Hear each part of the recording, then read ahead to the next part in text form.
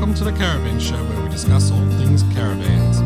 That's right, everything you need to know about caravans, from weight, towing, maintenance, appliances, renovations, buying a caravan, repairs, destinations and reviews. We'll also chat with some Aussie legends, manufacturers, suppliers and of course, people who love caravans.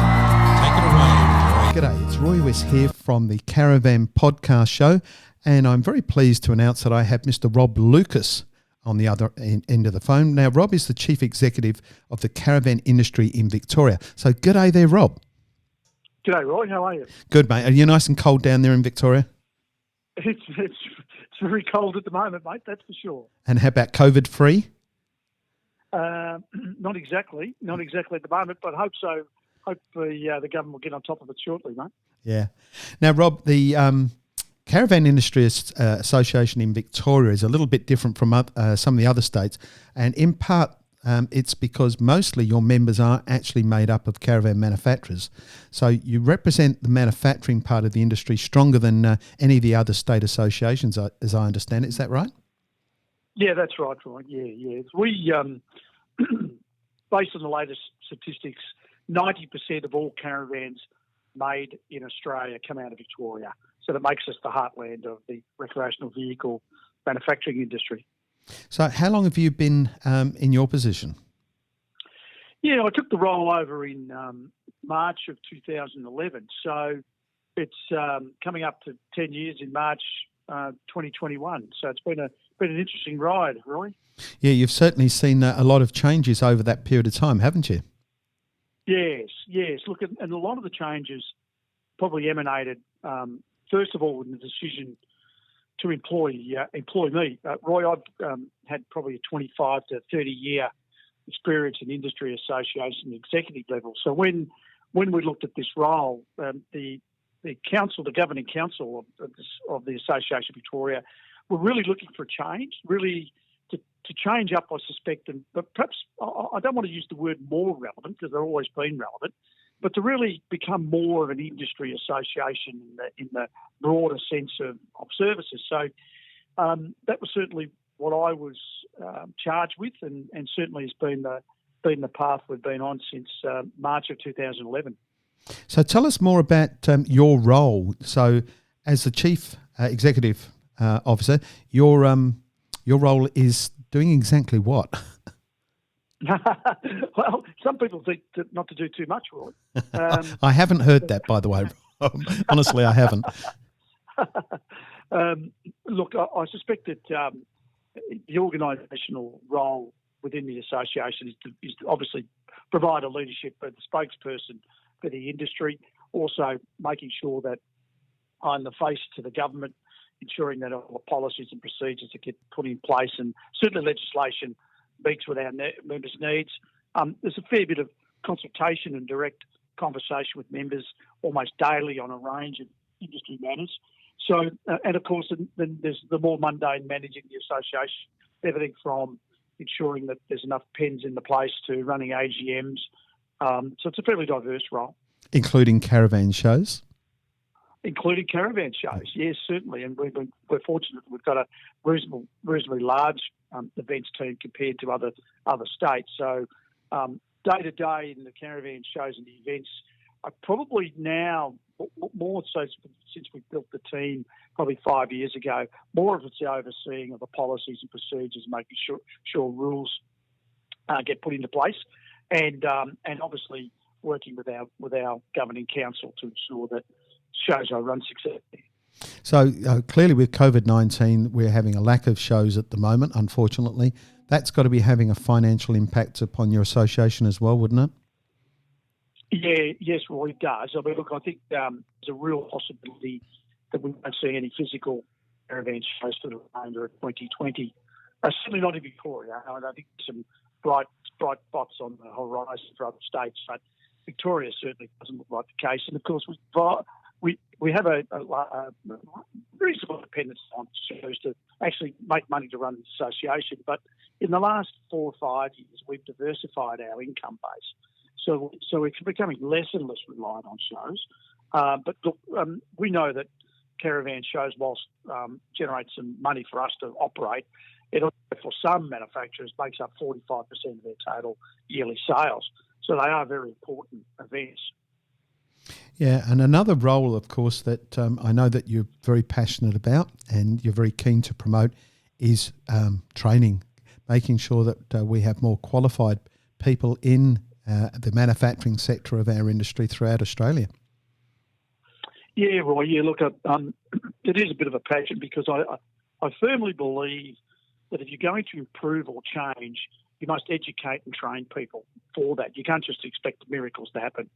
So I remember in my interview for the role in 2011, one of the first things I asked was, well, what do you do for industry training? And everyone was interviewing me, looked at each other and basically said, oh, well, we really don't do much. And I said, well, do you want to?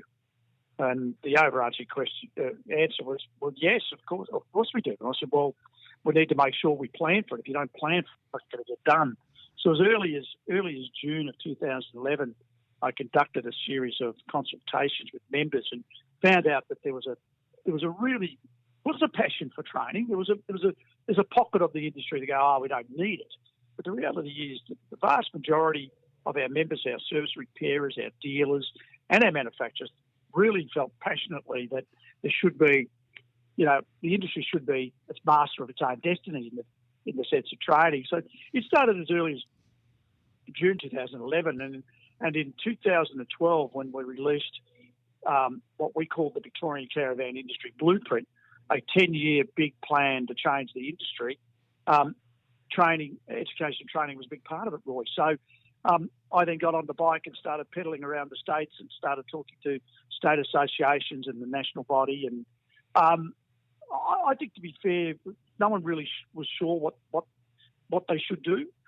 So in 2015, with the support of my governing council, we created the National Caravan Training College, which now has trained and qualified in excess of 400 people across a number of areas. And in 2021, we'll be putting out into the marketplace for the first time a complete and full qualification for the manufacturing sector of our industry. So, yeah, I'm very passionate. I mean, this is one of the things that's really important to our listeners is to know that we are getting these people trained and qualified because it's a major industry for Australia and it's the last of its type of industry in this country, and it's something we need to all be passionate about. What about training for service people? Because one of my big bugbears is that in this day and age, we still have people out there putting a hat on saying, I'm a service repairer, and yet they actually don't have to have any formal qualifications. They'll tell the general public all sorts of things to suit their own agenda. And that's a major concern to the industry that, that the general public's not always getting the right information from service centres. Yeah, for sure. About 4 years ago, we introduced in Victoria a program, an accreditation program called Service Safe. So it was an accreditation for service and repair companies. A cornerstone of that certification was the way they run their businesses, but also the mandatory requirement for all people who are working for them on recreational vehicles, caravans, motorhomes, whatever, to actually have formal qualifications. When I first went out and consulted with our members on that, Roy, and I basically said it's non-negotiable, the overarching comments of every member I struck was, it's about time. We were ready for this thing called qualified people. Now, there's lots of people who are experienced, but qualified. So since that time, I think in excess of 300 service and repairers have got their Certificate 3 in recreational vehicle service and repair. And next year, Roy, we will be introducing a full apprenticeship program for for our service and repair members. So as much typically anybody that listens or the general public will know what a carpenter is, will know what a plumber is, will know what a painter is. They'll know that they have to do an apprenticeship to do that. Well, within 5 years, everyone will know you have to be an apprentice in the service and repair sector to be working on the vehicles, and that's our goal. And we're well well down the path of the And planning. it's Very exciting. It's an amazing thing. I mean, it's sort of like the constant criticism the industry gets saying it's unregulated, where in effect we have more regulations that we have to comply with than almost any other industry, and the skills required for working on a caravan are probably the greatest of any type of industries. It's greater than what's required to be a motor mechanic, a plumber, an electrician, because you've got all these elements all built into the one. It's a phenomenal amount of information that's required and skills that are required to actually do this job properly in 2020. 20 years ago, this wasn't the case. We weren't fitting all this technology, but now we're doing all this technology. We've really got to have skilled people there. Absolutely, Roy. And for the quality of the product and the durability of the product, it relies on skilled people. Now, it doesn't mean that the people currently are not skilled. As a matter of fact, I was in a forum with the Victorian government late last year, Roy, where one of the people out of Education Training Department said to me, "Look, but about your unskilled people." And I said, "Look, I don't want to be disrespectful to you, but can I just pull you up for a moment? Have you seen a caravan lately? Have you seen inside the technology, the electronics, the stat phones, or have you actually seen inside? There is no way you can say my industry is unskilled. It's unqualified. There's a difference between unskilled and qualified. And to your point, the issue is we are highly skilled. We're just not qualified. So what we're doing is backfilling that with getting existing employees the opportunity to get a formal qualification, and then we're creating what the future looks like. So if my crystal ball is clear, I would say in 10 years' time, if you want to come into our industry and you want to work in service and repair and you want to work in manufacturing, you will come through an apprenticeship program. Yeah, so you'll be part of a structured industry program. Yeah, this is really important because what you're saying is right. You do need to have a high skill level to do it properly, but you don't need a formal qualification at this moment in time. The problem is that if you don't need a formal qualification, you can get very low-skilled workers working in what should be a high-skilled job because there is no actual requirement for them to have those skills. So that's why we end up with places that are producing products that are less than satisfactory, or servicing products at a less than satisfactory level, because they can open the doors and start doing it because the qualification isn't there for it to become mandatory to have it. So, I personally, and I'm not piddling in your pocket if you don't mind the phrase, Rob, but I for one, and I know there's a lot of people out there like myself, actually really appreciate the efforts that you've gone into, because without Rob Lucas out there right now, I've got to say, I honestly believe that we would still be battling this issue and not having someone that's got up and put in the effort to start making that happen. So I really do applaud you for it. Well, thanks, Roy. I appreciate that. I think the thing that really strikes me, Roy, is, and there's a saying that I kind of live by, you can't change anything unless you change something. And you've got to be on a path to change. You've got to be on a path to think differently about what you do. It doesn't matter what industry you're in. And I think the recreational vehicle industry, as a fantastic industry it is, just needed that push, needed that shove. And I know that our members in Victoria have responded probably far greater than I perhaps anticipated. I perhaps anticipated there'd be a bit of pushback, but we haven't had it. We know that many of our members need more and more education, need to find out more and more, not even just to make the caravans, Roy, but to run your business. These days, so much is changing so quickly. You cannot possibly think you can know everything of running your business because it just changes so quickly. Roy, you see it in the use of new product that comes into the marketplace. Absolutely.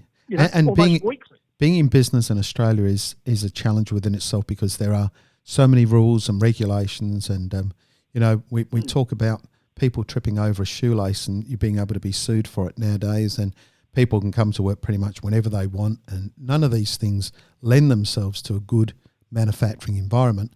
And whilst I think some of the efforts that have come in, some of the workplace health and safety things are very needed, I think there are other areas where they've just simply gone too far to make us less competitive than what we should be.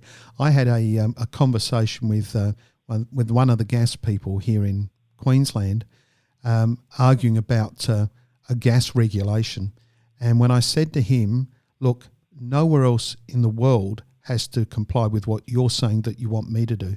No one in any other state in the country, nowhere else in the world, and if they're produced in the world and you bring them into Queensland, they're compliant. But if I produce them that way in Queensland, I'm not compliant. And the answer I got from this individual was, I don't care. While you build them in Queensland, these are the rules, these are the regulations, and you have to do it, which is a very disappointing attitude, to say the very least. We need to get our regulations in order. I personally think all the states should have the same rules. If it's built in Australia, it should be the same. If you're going to comply it for Australia, it should be the same rules for everyone. This is what level playing field's supposed to be about. But actually it's not. And I know that you face a lot of this, and you've had issues with all kinds of changes. And I believe there's a heap more changes on the horizon as well. Yeah, Roy, there are. I mean, look, so I'm just going back a little. You asked a question about regulation. People say, the industry's unregulated.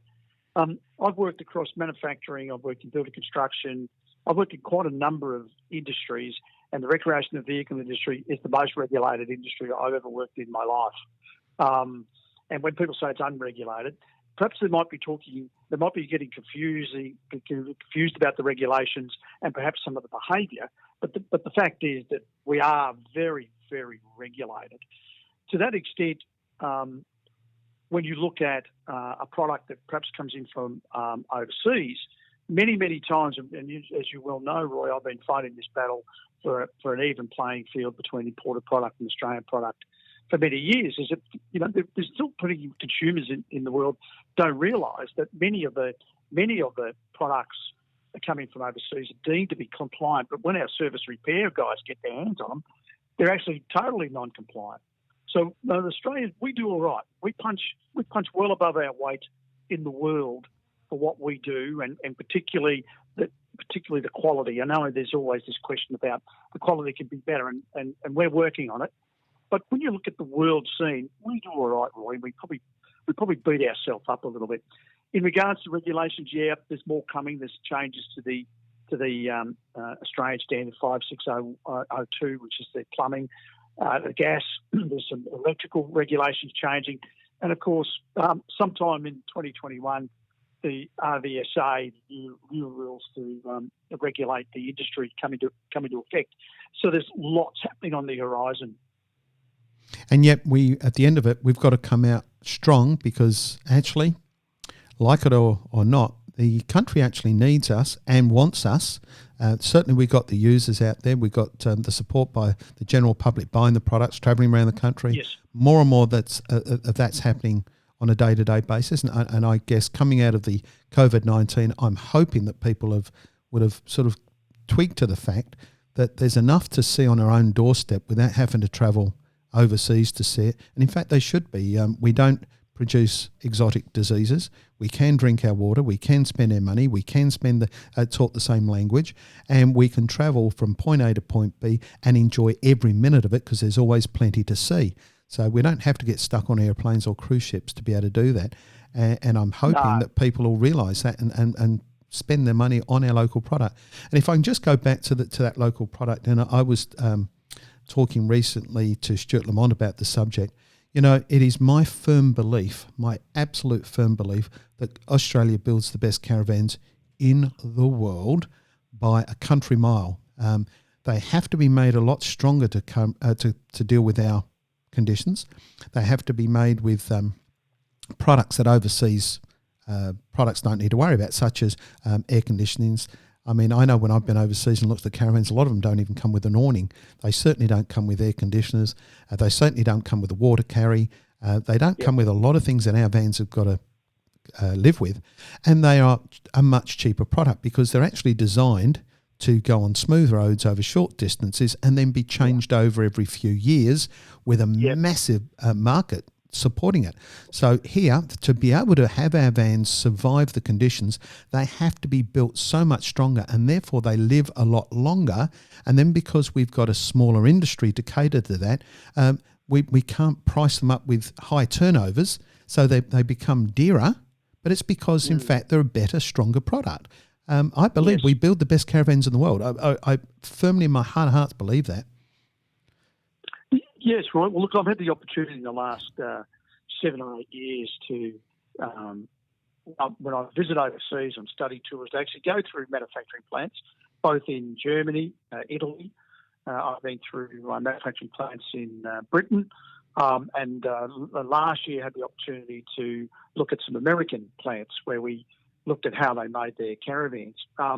What strikes me, and I've said this consistently to the government in support of our industry, what strikes me consistently is that we are world class. Our product, and the use of technology and the people in our industry are world class. We have to be, because where we are, innovative. We have to be different. And our climate and our conditions are vastly different to locations overseas. But you're 100% right, Roy. The fact is that most of the vans made in lots of locations overseas are not built for here, not meant for here. They're built for their local conditions, and they are. It'd be unfair to say they're inferior in quality, but ours are. You could almost say over-engineered. Now I know there's some critics of our industry, but at the end of the day, we make product for our consumers in our country. And I can say, without any word of lie, we are world class. We have some of the best manufacturers, some of the best dealers, some of the best service repair people stack up worldwide. Absolutely no doubt. Yeah, I agree with you. We've got incredible talent too.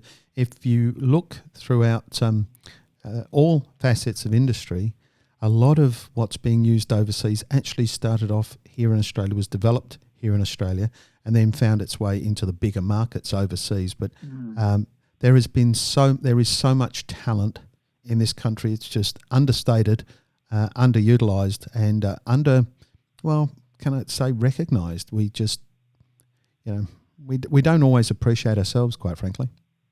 No, I think Australians tend to be pretty hard judges on ourselves, pretty hard taskmasters and scoremasters.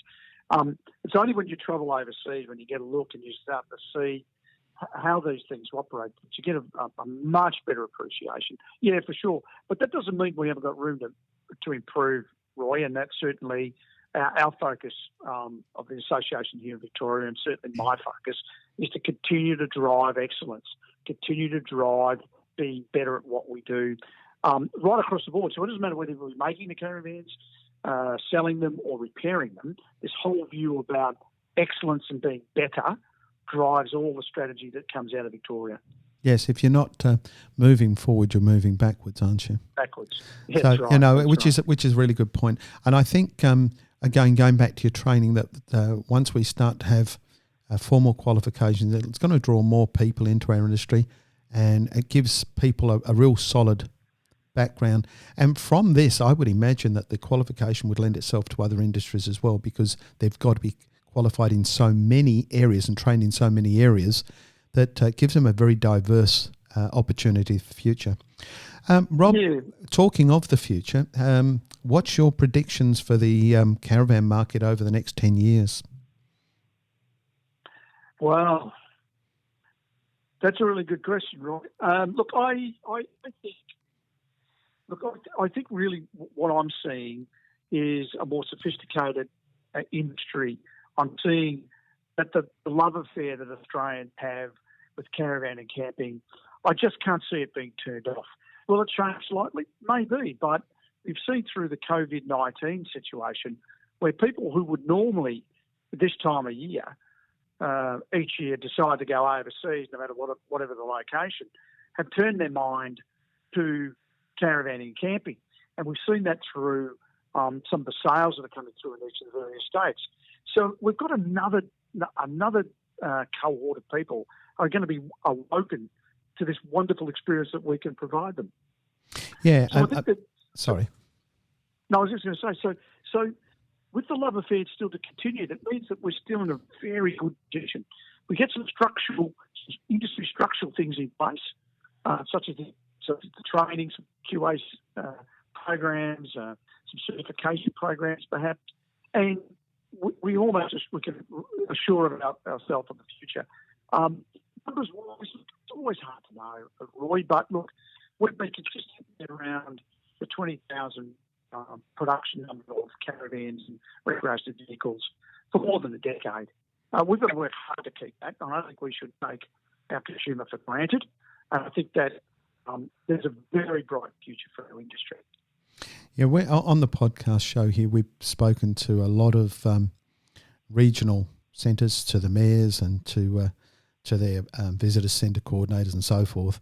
And there's a couple of things that's standing out for me big time, and that is that they actually need the custom. They need the business. They need us to do our holidaying in their areas, promoting and pushing that. And of course, to do that, they need our caravans to do it. So just caravanning in Australia is going to play such a huge role in our future for the industry, for the productions, for all the jobs that it creates. And there's a lot of jobs created through our industry, not just in the manufacturing of the caravans, not just the distribution, but then the use of the caravans, getting out there to the caravan parks and getting out there into the regional centres, spending our dollars there, going to all the tourist attraction things. So rather than sending our money overseas, we're spending it internally, and that can only be good for Australia. Oh, absolutely. My view has always been a strong caravan industry is a strong economy generator for regional Australia. The fact is that people, I say this often in Melbourne, you don't buy a caravan in Dandenong in the eastern suburbs and travel to the northern suburbs of Melbourne and go on holiday. You go outside of Melbourne, you go into Victoria, you go interstate, you go anywhere. So it generates, and wherever you go, you're engaging with regional Australia. We're a big driver of the economies of regional Australia. It's funny you saying that because I tell the story, and I won't repeat the story in length today, but it is true to say that in Europe, a lot of people buy a caravan, take it to their local caravan park, park it up there, go caravanning at the same park for the next 5 years, and the end of 5 years maybe trade the van and get a brand new one. And actually they're not doing very many Ks at all, or miles or whatever. They're not using them the way the Australians do, and the joke is that the average Australian does the more kilometres in their first trip in their caravan than most European travellers do in the life of their caravan, which is just absolutely amazing. So our role is not just in supporting a local caravan park. We're actually doing so much more by being caravanners in this country. Absolutely, really. Absolutely. I believe that passionately. I believe that that's one of the things that is forgotten in the whole caravan and camping story is our contribution to regional locations and their economies. And interestingly enough, any town in the last decade that has resurrected themselves and has and good on them for doing some really innovative things to get people. It's the caravanners and the campers who have helped. They're the ones that have gone to that place and have really helped their economy. Yeah, we play a very important role for sure. Traditionally, or certainly in recent years, I remember back in the 70s it was slightly different, that caravan was very much a family thing. And then in recent years it's become very much a grey nomad thing. And now we're starting to see a trend that actually is young people taking their families with them and travelling around the country at a much earlier age and homeschooling the children, which we now know through COVID-19 is a very successful way of schooling. It's proven itself to be an effective method. So now we've got these people going out there with the young families travelling around the country. We've got a new set of caravanners going out there, and they're really keen to do stuff. Yeah, absolutely. About 6 years ago, I think it was about 2014, we created a marketing campaign called Go Make Some Memories, which by the way, is still very much a cornerstone of our marketing here in Victoria. When we created the Go Make Some Memories campaign, we had a deep dive look at who was using our product and who was likely to use our product. And the one thing that we were struck is that at that time, I think it was coming out of the Victorian Caravan and Camping Super Show 2014, that the vast majority of caravans were being sold to an aged, more aged demographic. I'm be careful what I say here because I'm starting to get to that age myself.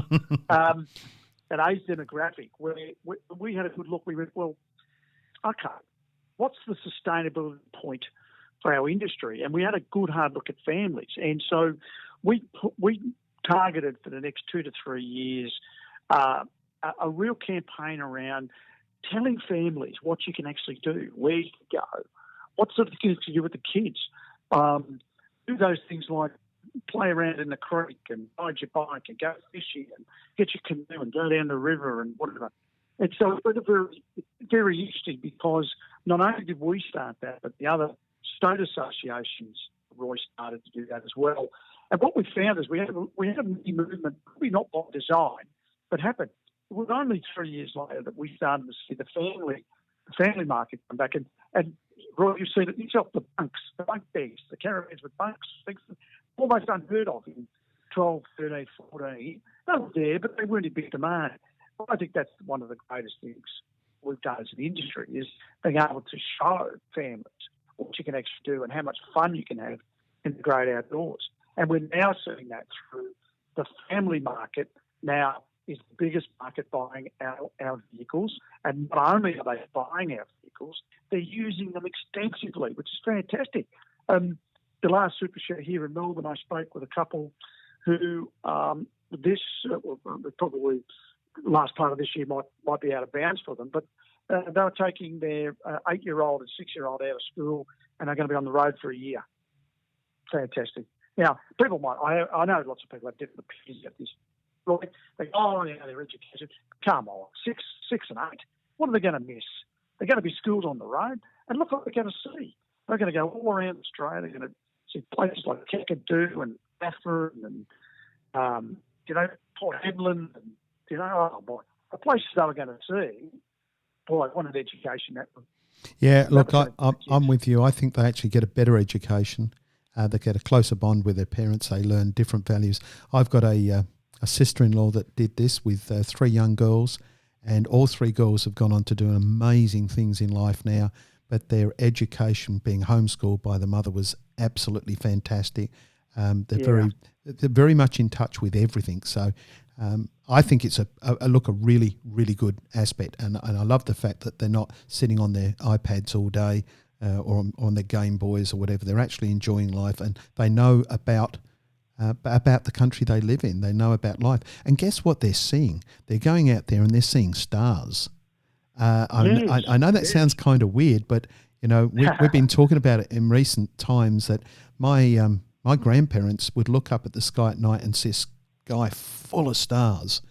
Now you look up in the sky and you see 4 or 5 stars and you think, oh, gee, they're quite nice because of light pollution. But once you get in the outback, you're going to see real stars again, and it's just amazing. Oh, yes, it's certainly something that I certainly because we had a caravan for 17 years, Roy, with the boys when my sons were little, and we used to get around all the time.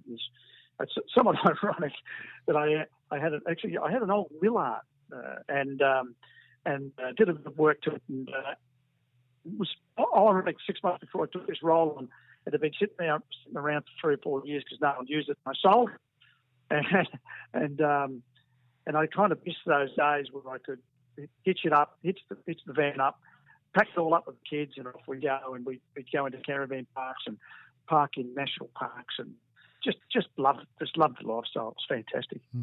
We had our first house that my wife and I bought when we got married was a new Viscount, and we put that in the backyard of the in-laws. And so, yeah, I go back a long way with caravanning too. Yeah. Hey, Rob, you've been marvellous, and I really appreciate. I know you're a very busy man, and you've taken up a good swag of your time today to have a chat with our listeners, and I truly, truly appreciate it. Mate, I really don't know what to say. It's been an absolute pleasure to talk to you. Thank you. Thank you, Roy. Thanks for the opportunity. I really appreciate it. Talking to you. Good on you. I'll catch you on the flip side. Thanks, Roy. Bye-bye. Cheers, Rob. Bye.